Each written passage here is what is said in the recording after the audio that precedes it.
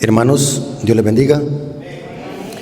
Sean bienvenidos a el santo templo del Señor para que estudiemos la palabra de nuestro Dios. Sean bienvenidos a una sociedad de jóvenes. Espero que podamos aprovechar al máximo este tiempo, ya que el clima está algo amenazador. Así que vamos a orar para que podamos estudiar la palabra de nuestro Dios. Vengamos de rodillas. Bendito Señor que estás en el cielo, santificado sea tu nombre.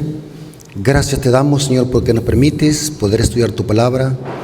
Bendice esta clase, Señor, que podamos salir llenos de conocimiento, podamos crecer en sabiduría y podamos nosotros aplicar este mensaje en nuestras vidas.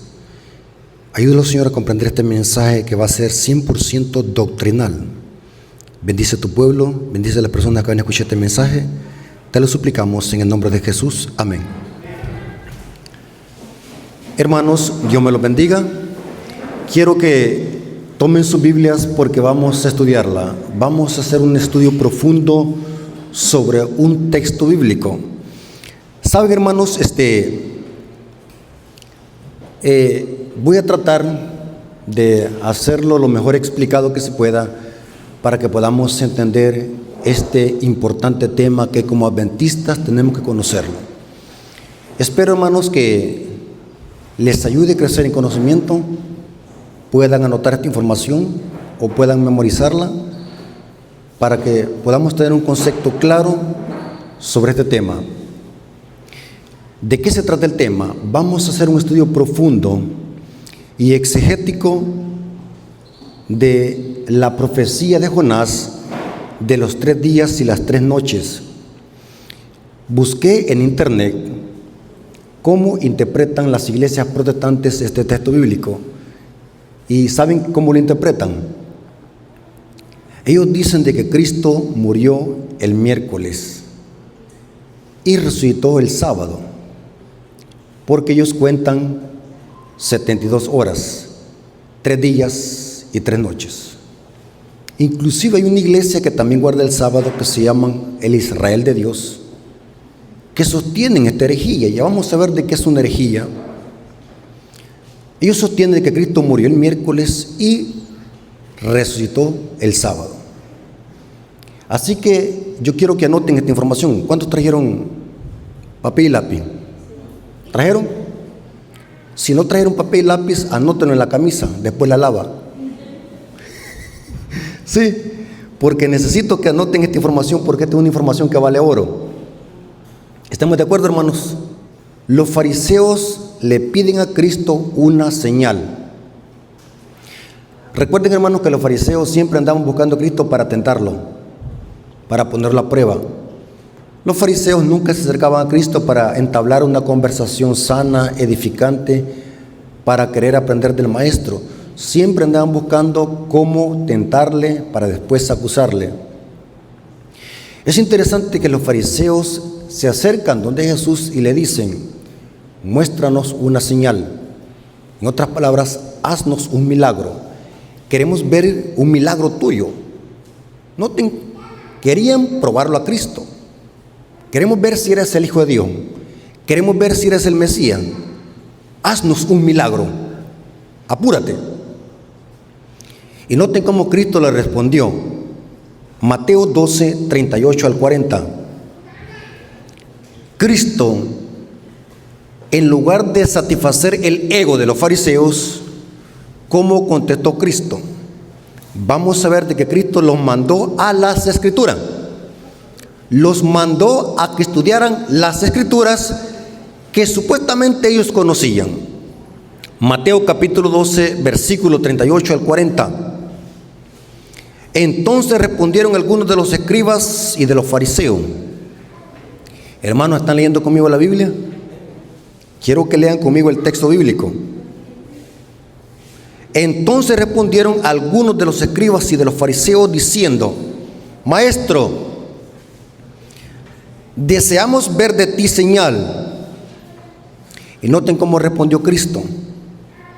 Respondió y les dijo: La generación mala y adúltera demanda señal, pero la señal no le será dada, sino la señal del profeta Jonás. Porque como estuvo Jonás en el vientre del gran pez 3 días y 3 noches, ¿cuánto, hermano? ¿Cuánto tiempo tuvo Jonás en el vientre del gran pez? Algunos dicen que es una ballena, no era una ballena. Dice la Biblia que era un gran pez. Dice, porque como estuvo Jonás en el vientre del gran pez 3 días y 3 noches, así estará el Hijo del Hombre en el sepulcro. ¿Cuántos dicen amén? No dice así el texto. ¿Se dan cuenta por qué les digo que hay que estudiar la Biblia? Así estará el Hijo del Hombre en el corazón de la tierra 3 días y 3 noches. Ahora, la pregunta que vamos a despedazar o que vamos a contestar en este estudio es: ¿cuándo inician los 3 días? ¿Cuándo inician las 3 noches? ¿Y qué es el corazón de la tierra? Noten 3 preguntas. Noten 3 preguntas, así que tenemos trabajo. ¿Me van siguiendo? Quiero que noten esta información, hermanos. Que la noten, porque esta información vale oro. Vale más oro que el Vaticano. Saben de que el Vaticano tiene mucho oro, que fue ganado de las indulgencias, del engaño de la Iglesia Católica. Dicen los estadistas que el Vaticano tiene oro, que con el oro que tiene el Vaticano puede sacarse de la pobreza al mundo 10 veces. Terrible, hermano. El texto dice: porque como estuvo Jonás en el vientre del gran pez 3 días y 3 noches, así estará el Hijo del Hombre en el corazón de la tierra 3 días y 3 noches. La Biblia de Jerusalén, la Biblia católica por excelencia que usa el Vaticano, que se cree de que es una Biblia que está más apegada al griego, la Biblia de Jerusalén. Yo les recomiendo que descarguen esa Biblia, la Biblia de Jerusalén.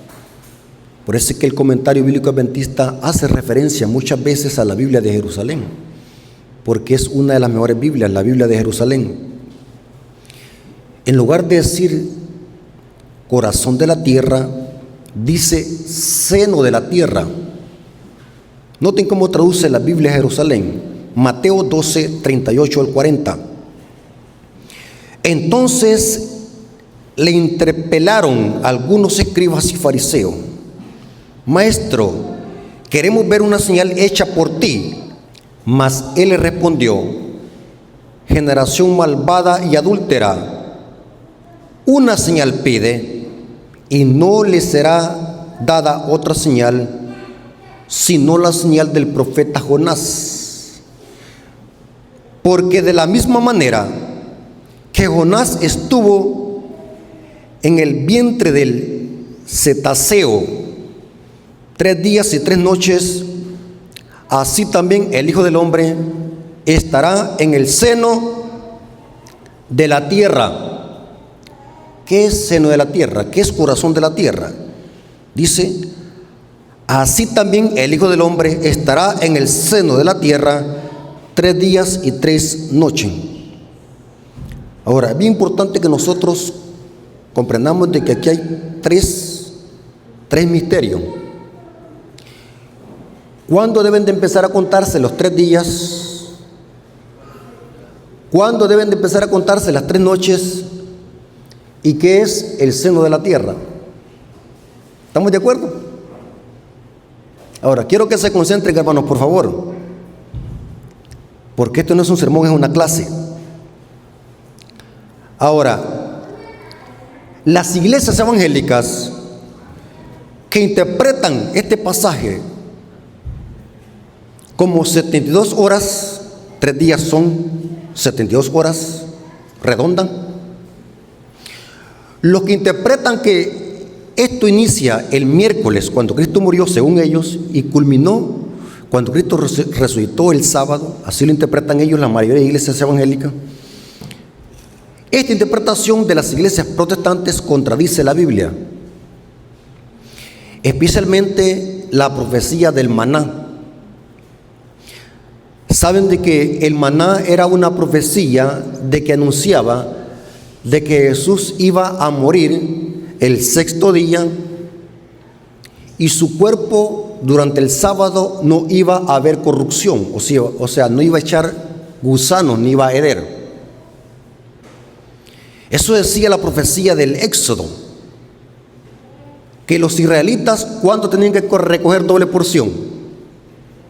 El viernes, sexto día.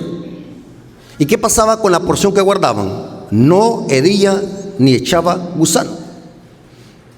Pero no hay ningún pan. Yo compro pan algunas veces y lo dejo allí y pasa hasta 3 días, pero no echa gusano ni hiede. ¿Saben qué es lo que hace? Es lo que cría el pan. Se nace, se enmojece, unos pelitos amarillos o anaranjados, otros oscuros, pero no salen gusanos. ¿A qué es lo que le salen gusanos y hiede? Es a un cadáver. ¿Estamos de acuerdo? Porque la profecía de Éxodo 16 era una profecía de que Cristo iba a morir el sexto día, que equivale a viernes, donde se recogía doble porción de maná, y durante el sábado el maná que se guardaba no iba a heder ni a echar gusanos. Eso pasó con Cristo cuando fue muerto. Pasó el día de reposo en el sepulcro y su cuerpo no vio ¿qué? Corrupción. ¿Estamos de acuerdo? Si nosotros interpretamos de que Cristo murió el miércoles y resucitó el sábado, eso contradice la profecía del maná, porque el maná, Cristo dijo: yo soy el pan que desciende del cielo, y ese pan es mi carne, Juan capítulo 6. Ahora vamos a ver cuál es la mejor explicación para este enigma de los 3 días y las 3 noches. Quiero decirles, hermanos, que la iglesia adventista, ¿saben por qué yo soy adventista, hermano? Porque la hermana Gloria me dio estudio bíblico.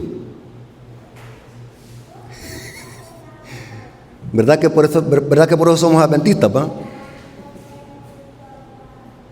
Yo no soy adventista por eso. ¿Saben por qué soy adventista? Porque me convencí de que la iglesia adventista, yo me convencí por mis propios medios de que la iglesia adventista es el pueblo remanente. O sea, yo me convencí por mi propia cuenta. Y lo que me gustó de la iglesia adventista, que es una iglesia estudiosa de la Biblia. Por eso es que yo le di estudio bíblico a un evangélico. Hoy es primer anciano de la iglesia de San Martín en San Salvador. Y me dice él: yo por mucho tiempo estuve ciego en una iglesia pentecostal donde saltan así, de a 1 metro saltan, de 2 metros saltan. Pero cuando empecé a escuchar los mensajes de la iglesia adventista, me sentía vacío cuando escuchaba los temas de mi pastor en la iglesia donde yo iba. ¿Cómo se va a comparar una predicación de la iglesia adventista con lo que hacen en las iglesias evangélicas? Lastimosamente, muchos predicadores de nuestra iglesia están adoptando métodos o predicaciones copiadas de las iglesias evangélicas, pero no es que la iglesia adventista sea así. No es. El método de la iglesia adventista es un método 100% bíblico. Ahora, para entender esta profecía de Jonás, ¿qué tenemos que hacer? Hay que irle a preguntar al pastor, ¿verdad? ¿Verdad que hay que hacer eso? ¿O hay que preguntarle a Dios a través de su palabra? Hay que dejar que la misma Biblia se interprete sola. ¿Qué significa la Biblia se interpreta sola? Un texto explica a otro texto. Por eso es que, hermano, yo siempre le he dicho, si ustedes quieren ser estudiosos de la Biblia, búsquense una concordancia. ¿Saben qué es una concordancia? Nuestras Biblias traen una concordancia breve al final. Revisen su Biblia, trae una concordancia breve al final. Se llama breve porque no es exhaustiva. Yo recomiendo la concordancia Strong. Por eso es que se llama concordancia exhaustiva. La concordancia Strong es muy cara, es carísima si la compra en físico, pero hoy la puedes descargar en línea, la puedes descargar para andarla en su celular. Inclusive hay una aplicación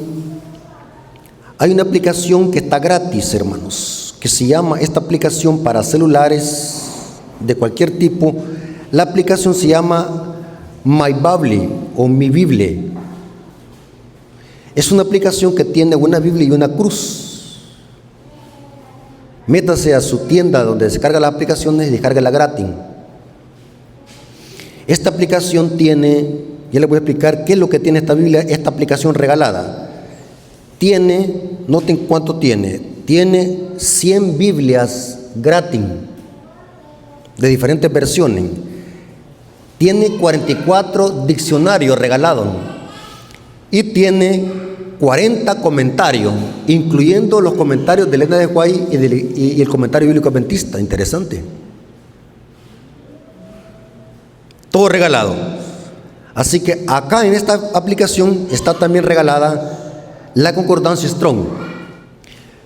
¿Para qué sirve una concordancia? Una concordancia sirve para buscar los textos que hablan de lo mismo.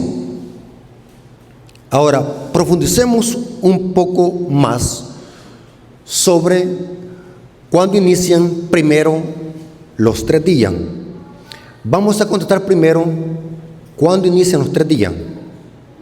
Después vamos a contestar la segunda pregunta, ¿cuándo inician las 3 noches?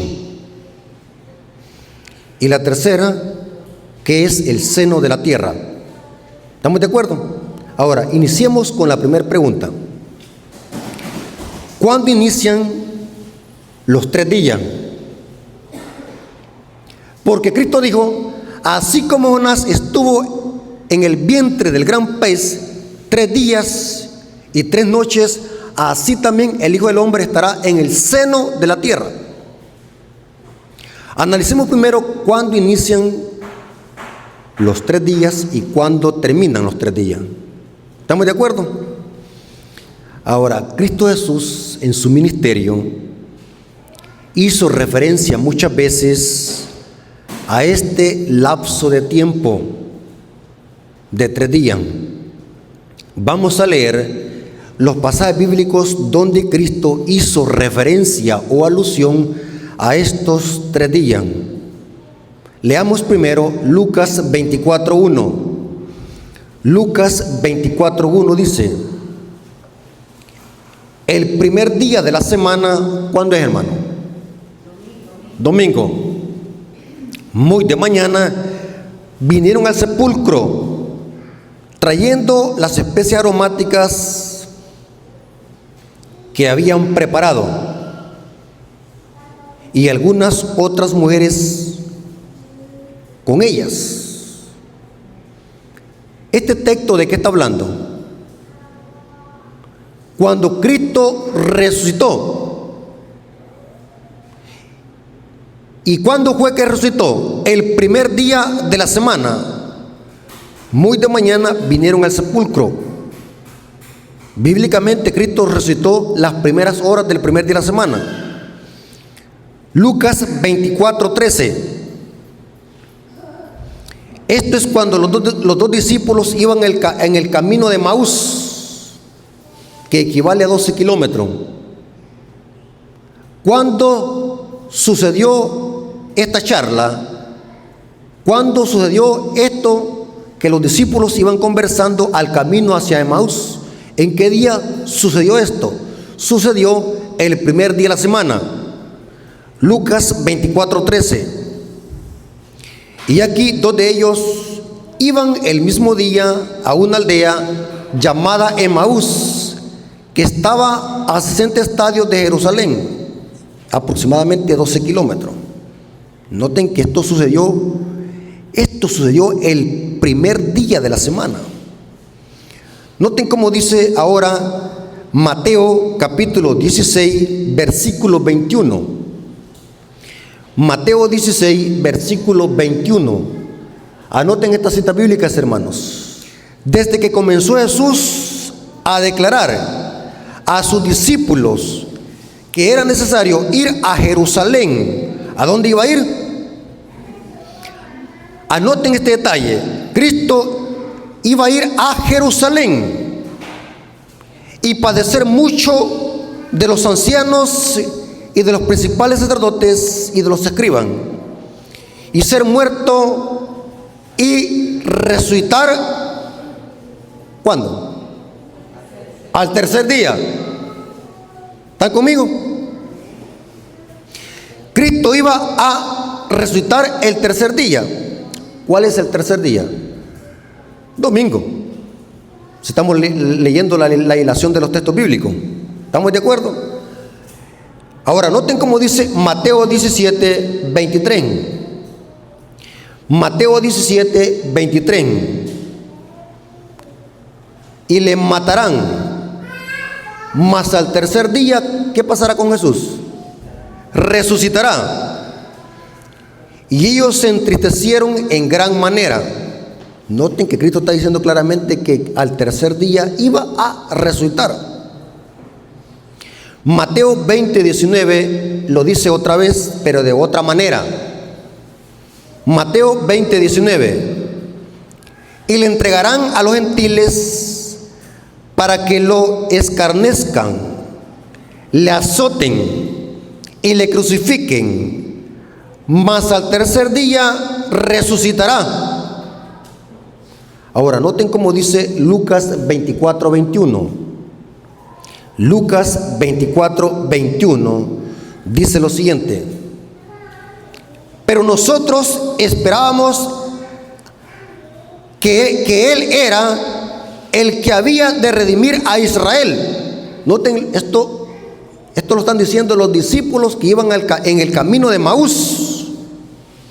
Pero nosotros esperábamos que Él era el que había de redimir a Israel. Y ahora, además de todo esto, hoy es ya el tercer día que esto ha acontecido. ¿Qué es el tercer día en este contexto? El primer día de la semana, el domingo. ¿Estamos de acuerdo? Ahora, pongan atención a lo que voy a decir. Quiero que se concentren. Acabamos de ver estas citas bíblicas que Jesús iba a resucitar el tercer día. Y ya vimos de qué es el domingo. Cristo resucitó el primer día de la semana. Ahora la pregunta es: ¿cuándo deben de empezar a contarse los 3 días? Es evidente que el viernes, ¿sí o no? Cristo murió el viernes en la tarde. Pero alguien puede decir: hermano, pero ahí no hay 3 días, ahí no hay 3 días, no hay 72 horas. Porque Cristo está diciendo 3 días. ¿Y cuándo es 3 días? 72 horas. Pero aquí hay una pequeña contradicción y una pequeña confusión. ¿Cómo es posible que van a haber 3 días desde la tarde del viernes y a las primeras horas del primer día de la semana? No hay 72 horas. ¿Están conmigo? No hay 72 horas. Aquí lo metimos en un terreno difícil. Hermanos, ¿saben cuál es el problema, hermanos?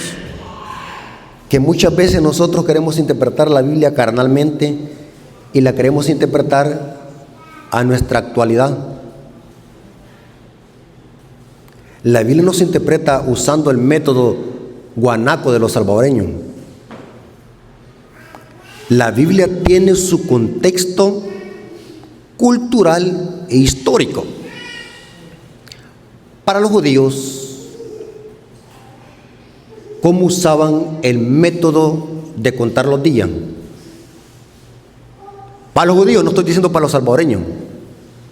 Para los judíos, oigan bien, hermanos, los judíos tenían un método inclusivo. ¿Qué es inclusivo? contaban una parte por el todo.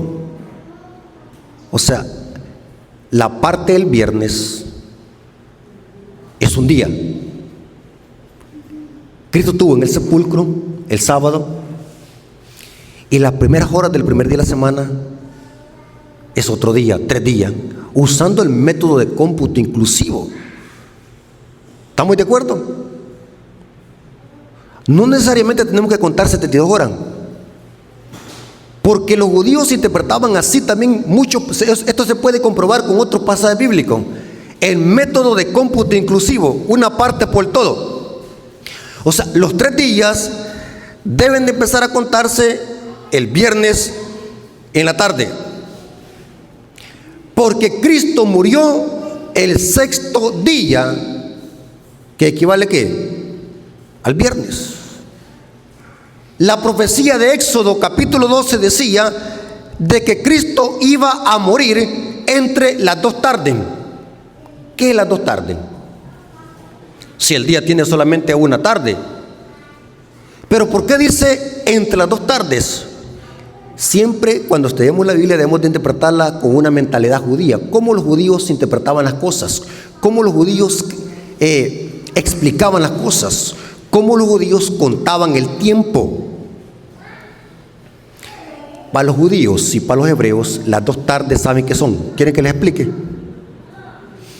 Porque Cristo murió entre las 2 tardes. ¿Cuáles 2 tardes? Para los judíos, la primera tarde era cuando empezaba a bajar el sol a mediodía. Del mediodía o la hora meridiano ya se empezaba, para los judíos ya le llamaban la primera tarde. Y cuando se ocultaba el sol era la otra tarde para los judíos. O sea, Cristo murió aproximadamente entre el mediodía, la hora sexta y la hora ¿qué? Novena, 3 de la tarde. Esto lo venía hablando la lección de escuela sabática en este trimestre. ¿Cuántos se acuerdan de la lección de escuela sabática? Y de paso, hermanos, agarren esta información. Yo estoy dando la lección de escuela sabática porque muchos hermanos me la estaban pidiendo, hermano, de la lección de escuela sabática, de la lección. Así que la estamos dando. Ahí estamos dando. Me cuesta mucho, pero ahí estamos. Hermanos, los 3 días inician el viernes, el sábado y parte del primer día de la semana. 3 días, usando el método de cómputo inclusivo. Ahora, hasta allí estamos bien. Usted me va a decir, pero allí no hay 72 horas. No es necesario contar las redondas, las horas. El día no es necesario contarlo, porque los judíos no contaban así el día. Bíblicamente se puede comprobar que Cristo murió el viernes en la tarde. No murió el miércoles. Tengamos cuidado, hermano, con esa herejía. Tengamos cuidado. Cristo no ha muerto el miércoles, como dicen los evangélicos. No, Cristo murió el viernes en la tarde, que equivale al 6º día. Lucas 23, 54 al 56. Era el día de la preparación. ¿Cuál es el día de la preparación? Viernes, 6º día. Era el día de la preparación y estaba para comenzar el día de reposo. Noten. Y las mujeres que habían venido con él desde Galilea siguieron también y vieron el sepulcro y cómo fue puesto su cuerpo.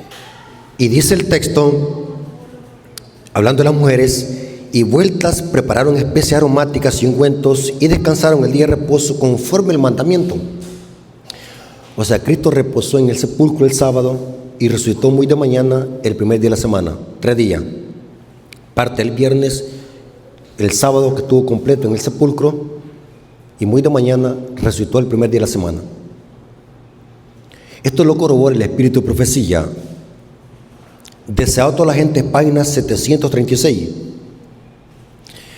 Deseado toda la gente, página 736 dice: el 6º día de la semana, hablando los discípulos, habían visto morir a su maestro. ¿Qué día? 6º día. No hay parones.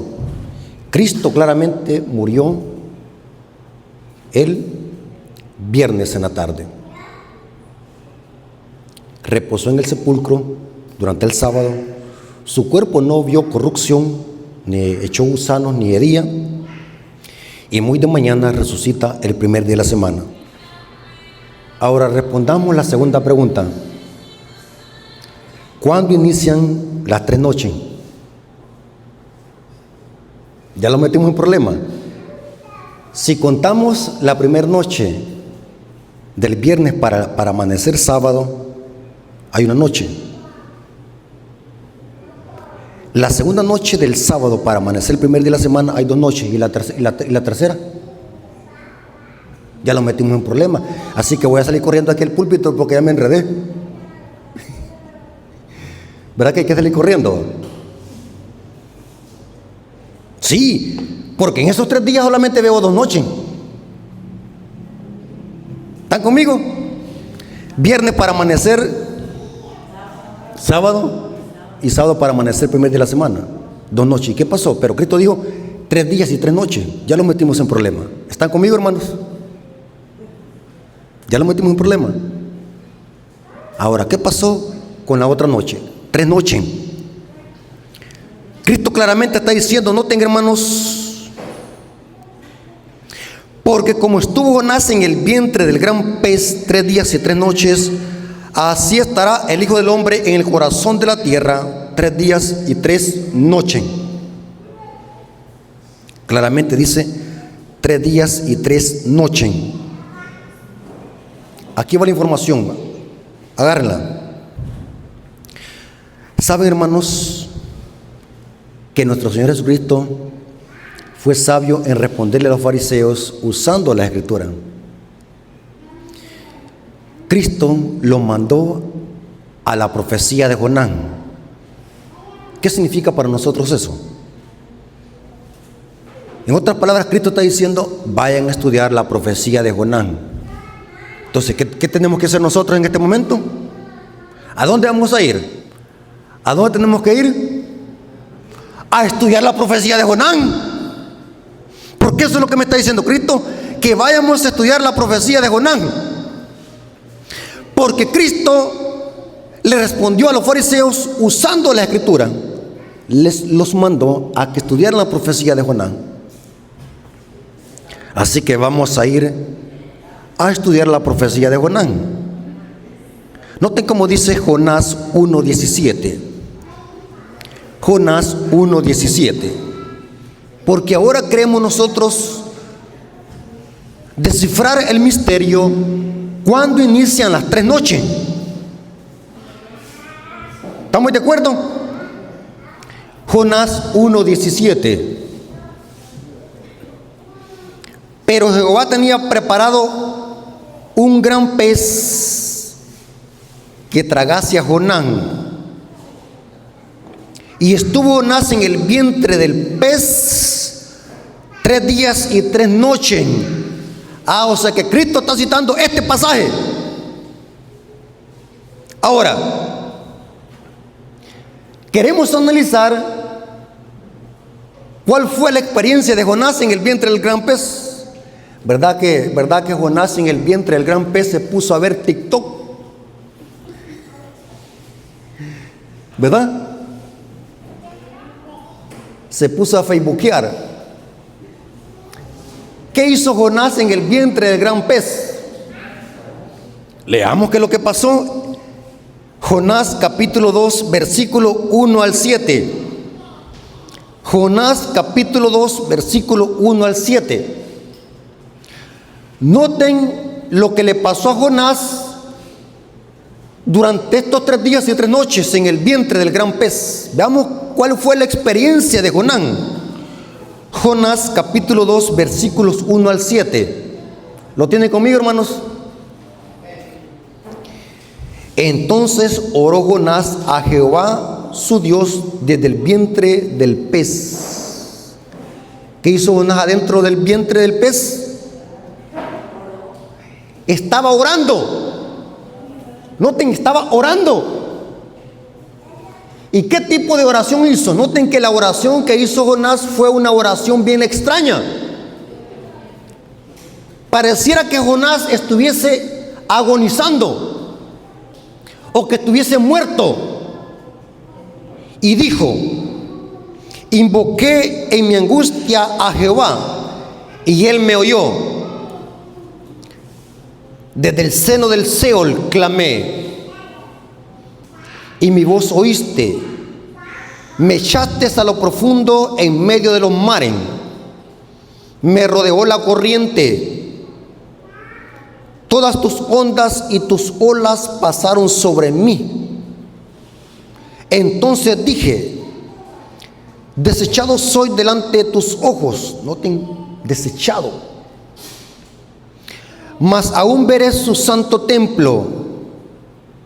Las aguas me rodearon hasta el alma. Y vamos a ver ahora que Jonás hace exclamación como que se estuviese agonizando.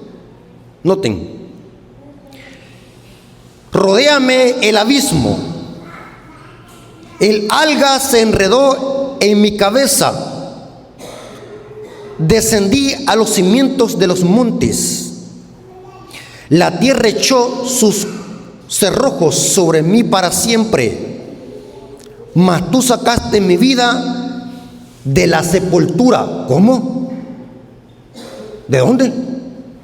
Pero Jonás no estaba en ninguna sepultura. ¿Dónde estaba? En un vientre del gran pez.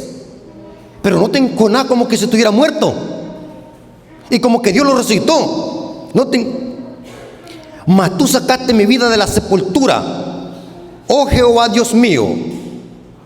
Cuando mi alma desfallecía en mí, me acordé de Jehová y mi oración llegó hasta ti en tu santo templo. Noten, cuando mi alma desfallecía. O sea, ¿qué es lo que pasó con Jonás? ¿Qué es lo que pasó con Jonás? En el vientre del gran pez estaba agonizando, moribundo. Pareciera como que se estaba muerto, porque dice: y él me resucitó. Dice el texto: mas tú sacaste mi vida de la sepultura. ¿Qué es eso, sacar la vida de la sepultura? Resurrección. Pero noten que Jonás está en el vientre del gran pez. Ahora, aquí va la información. ¿Por qué Cristo resucitó? ¿Por qué Cristo citó la profecía de Jonás? ¿Saben por qué esto se cumplió perfectamente con Cristo? ¿Cuándo es que Cristo empezó a agonizar y su alma a desfallecer? ¿Cuándo fue? En el Getsemaní, un jueves en la noche. O sea que la tercera noche, ¿dónde está? ¿Captaron, hermano? Las 3 noches deben de empezar a contarse desde el jueves en la noche, cuando Cristo empezó a agonizar. Ahora vamos a ver en Mateo 26, versículo 37 al 39. Cristo en el huerto del Getsemaní está haciendo una oración de exclamación como la hizo Jonás en el vientre del gran pez. Jonás oró en el vientre del gran pez. Y Cristo, cuando fue al Getsemaní. Ahora, agarren esta información. ¿Están aquí, hermano? ¿Ya se fueron? ¿O quieren que terminemos hasta acá? ¿O quieren que siga? Agarren esta información, porque esta información vale oro. ¿Sí? Vale más oro que el Vaticano. Oigan, hermano. ¿Saben por qué Jesús fue a orar al Getsemaní? Si había muchos lugares donde Cristo bien pudiese haber ido a la casa a orar, o a otro monte, o a otro lugar, pero dice que fue al Getsemaní. ¿Saben de que todo tiene sentido? ¿Saben qué significa la palabra Getsemaní? Es una palabra aramea. Getsemaní significa prensa de sacar aceite. ¿Saben por qué le llamaban a ese lugar Getsemaní? Dicen los expertos y los teólogos de que el Getsemaní estaba en las faldas del monte de los Olivos. El Getsemaní estaba abajo. ¿Qué era el Getsemaní? ¿Por qué le llamaban Getsemaní a esos lugares? Porque allí habían prensas de hacer aceite. Y Cristo fue al Getsemaní a orar porque allí en ese lugar Cristo también iba a ser molido como las olivas en la prensa de aceite. Noten la oración que Jesús hizo en el huerto del Getsemaní, idénticamente a la oración que hizo Jonás en el vientre del gran pez. Mateo 26, 37 al 39. Y después nos pasamos a los versículos 42 y después al versículo 44. Y tomando a Pedro y a los 12 hijos de Zebedeo, comenzó a entristecerse y a angustiarse en gran manera, igual como Jonás en el vientre del gran pez. Entonces Jesús les dijo: mi alma está muy triste hasta la ¿qué? Hermano, antes de que alguien se muera, ¿qué es la antesala? Agonizar. O sea, Cristo empezó a morir ¿cuándo? El jueves en la noche. Muchos dicen: Cristo lo mató la cruz. Error. Cristo no lo mató la cruz, porque según los historiadores, inclusive Flavio Josefo dice que habían criminales que pasaban hasta 3 días ahí colgados en la cruz. Pero Cristo, antes de la puesta del sol, en el Shabbat, el viernes, ya estaba muerto. ¿Qué pasó? Cristo no fue la cruz lo que lo mató. ¿Quieren que les diga qué es lo que lo mató? No, ni tampoco los pecados. Cristo pagó por nuestros pecados, pero no fue el pecado que lo mató. La Biblia dice que fue la ira de Dios que estaba siendo vaciada sobre el Hijo por culpa de nosotros. Porque en la oración Cristo le pide algo al Padre: que pase el ¿qué? Una copa. ¿Cuál copa? En el mensaje de los 3 ángeles dice que la copa de la ira de Dios. Y saben, hermanos, por falta de tiempo no puedo explicar el mensaje de los 3 ángeles, porque los mensajes de los 3 ángeles, especialmente el mensaje del tercer ángel, que habla del castigo sobre los que van a recibir la marca de la bestia, van a experimentar la ira de Dios, la misma que Cristo experimentó. Los impíos van a pagar por sus propios pecados, van a ver la ira de Dios. Así que por falta de tiempo no puedo meterme en el mensaje de los 3 ángeles. Pero noten la oración que Jesús hace en el huerto del Getsemaní. Mi alma, dice, entonces Jesús les dijo: mi alma está muy triste hasta la muerte. Quedaos aquí y velad conmigo. Yendo un poco adelante, se postró sobre su rostro, orando y diciendo: Padre mío, si es posible, pasa de mí esta copa. ¿Cuál copa? Cristo iba a beber una copa. ¿Qué es lo que tiene esa copa? Cristo dijo en San Juan 8, versículo 11: ¿acaso la copa que el Padre me ha dado no la he de beber? ¿Qué era esa copa? La ira de Dios. Padre mío, si es posible, pasa de mí esta copa, pero no se haga como yo quiero, sino como tú. Otra vez fue y oró la segunda vez las mismas palabras. Oró 3 veces las mismas palabras. Pero muy extraño, ¿por qué Jesús oró 3 veces la misma oración? Aquí es donde los ayuda el espíritu de profecía. El espíritu de profecía dice de que Cristo oró 3 veces la misma oración, porque Cristo temía que su naturaleza humana fuese a debilitarse y no soportara la presión.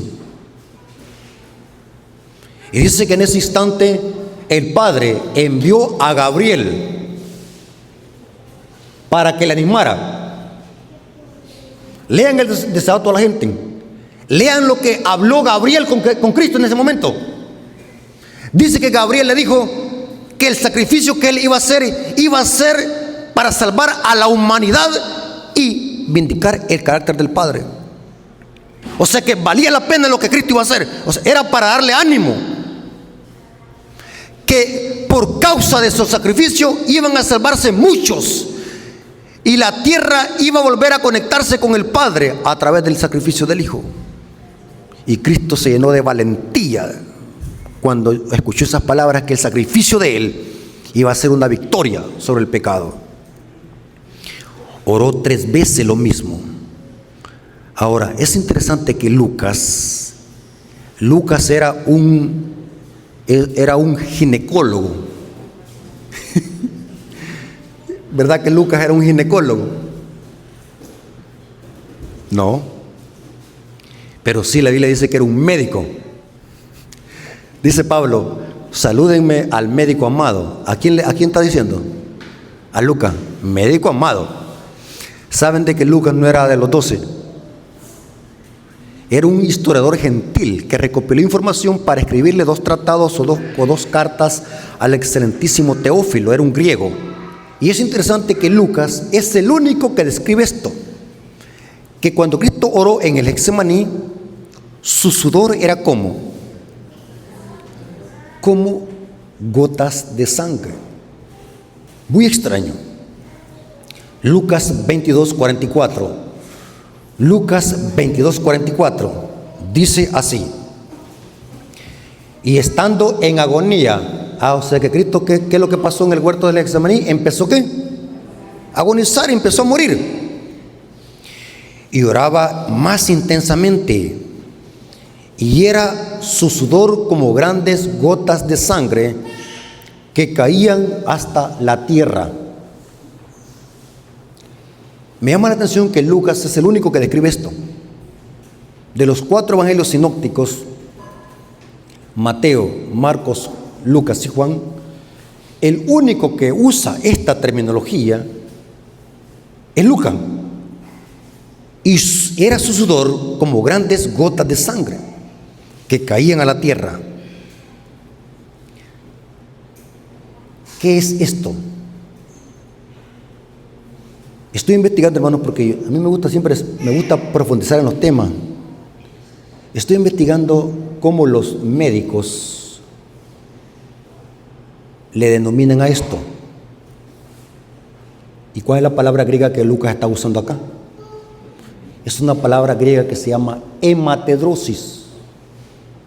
Busquen en el diccionario, agarre su celular y busque esa palabra, hematedrosis. Hema es sangre. Vamos a hacerle un hemograma, porque la palabra hema en griego es sangre. Lucas está usando hematedrosis.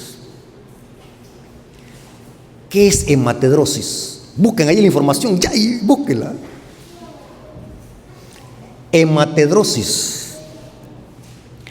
¿Saben de qué hematedrosis? ¿Saben qué? Mire, dicen los médicos que esta enfermedad es muy extraña en el mundo. Es una enfermedad. ¿Cuándo es que de los poros sale sangre con sudor? ¿En qué momento es que sale sangre con sudor de los poros? Dicen los expertos de que esta extraña enfermedad surge cuando alguien tiene una presión extrema y un gran estrés en su cerebro, que es tan grande la presión que de los poros sale sudor con sangre. Por eso, hermanos, hay que tener cuidado.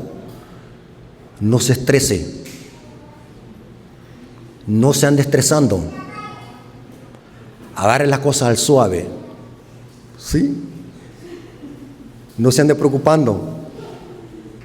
Lo que pasó con Cristo fue una gran presión que tuvo. Una gran presión, un gran estrés, que de sus poros sudó sudor con sangre. Era una gran presión que sentía. Por eso es que oró 3 veces. Imagínense. Sobre Cristo estaba siendo vaciada la ira de Dios. Cristo, por culpa de nuestros pecados, experimentó la profunda separación que hace el pecado cuando separa al hombre de Dios. Y de paso, saben de que Jesús, cuando estaba crucificado, dijo unas extrañas palabras: Elí, Elí, lama sabactani, que traducido es: Dios mío, ¿por qué me has desamparado? ¿Será verdad que Dios desamparó al Hijo? La lección no explicaba mucho eso. ¿Será verdad que el Padre desamparó al Hijo? Fue el Hijo que se apartó del Padre. ¿Por qué Cristo se separó del Padre? Porque Cristo estaba cargando los pecados de muchos. ¿Y qué es lo que separa al hombre de Dios? El pecado. Isaías 59:1 dice eso, que nuestros pecados han hecho separación entre Dios y el hombre. Cristo se separó de su Padre. Y dice que cuando Cristo murió, dice que sobre la tierra hubo tinieblas sobre la tierra. ¿Saben de qué esto mismo pasará en la quinta plaga? La quinta plaga afecta el trono de la bestia y su reino. Dice que el trono de la bestia y su reino se convierten en tiniebla en la quinta plaga. Interesante.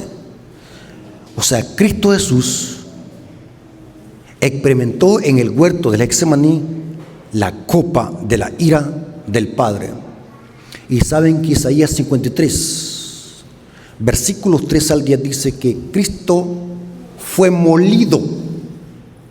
¿Qué es lo que era molido en el huerto del Getsemaní? Las olivas. Fue molido por nuestras iniquidades. ¿Ya han leído ustedes ese versículo en Isaías 53? ¿Y quién lo hirió? ¿Quién lo hirió al Cordero? Herido de Dios. El Padre hirió al Hijo por culpa de nosotros. O sea, esa ira tenía que haber caído ¿en quién? En nosotros. Pero estaba cayendo ¿sobre quién? Usted me va a decir, esto suena algo confuso. ¿Cómo así? ¿Cómo es que el Padre iba a estar castigando a su Hijo por culpa de nosotros? Sencillo, porque Dios es tanto misericordioso como justo. Porque Dios había dicho, la paga del pecado es muerte. Y Cristo estaba pagando la segunda muerte por nosotros. Yo tengo un tema donde explico eso, que eso del sacrificio de Cristo y la muerte de Cristo tiene que entenderse a la luz de acá, del atrio del santuario. Por muchas veces, mucho tiempo yo me hacía la pregunta, bueno, Romanos 6:23 dice, la paga del pecado es muerte. ¿De cuál muerte está hablando allí? De la muerte eterna. Si Cristo pagó por nuestros pecados, tuvo que haber experimentado la muerte eterna, que Apocalipsis le llama la muerte segunda, la ira de Dios. Pero ¿por qué Cristo no murió eternamente?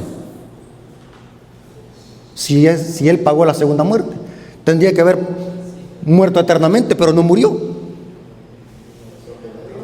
¿Por qué razón entonces? ¿Acaso hay alguna contradicción ahí? Porque Dios ha dicho, la paga del pecado es muerte. Y si Cristo pagó por nuestros pecados, tuvo que haber muerto eternamente. ¿Pero por qué no murió? Porque estos solamente, ¿saben, hermano, que los adventistas? Y un hermano me dijo, hermano, usted es bien arrogante, me dijo. No es que sea arrogante, pero saben de que estos textos bíblicos solamente los adventistas podemos explicarlo. No hay ninguna iglesia. Mire, yo le he hecho la pregunta aún hasta teólogos, se infla. Somos teólogos, dice. Y cuando le hacen una pregunta, le hago preguntas, se quedan en la luna. No saben responder. Y cuando vienen a escuchar el mensaje adventista, se quedan con la boca abierta, hasta les sale baba de la boca.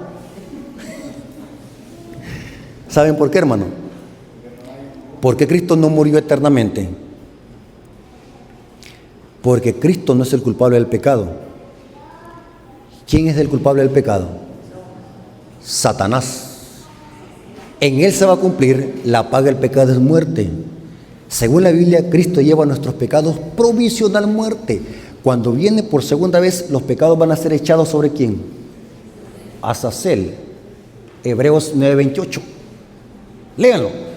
Cuando Cristo viene por segunda vez, viene sin relación ¿con quién? Con el pecado. ¿Qué pasó con nuestros pecados que fueron echados sobre Él? ¿Son echados a dónde? En el macho cabrío Azazel.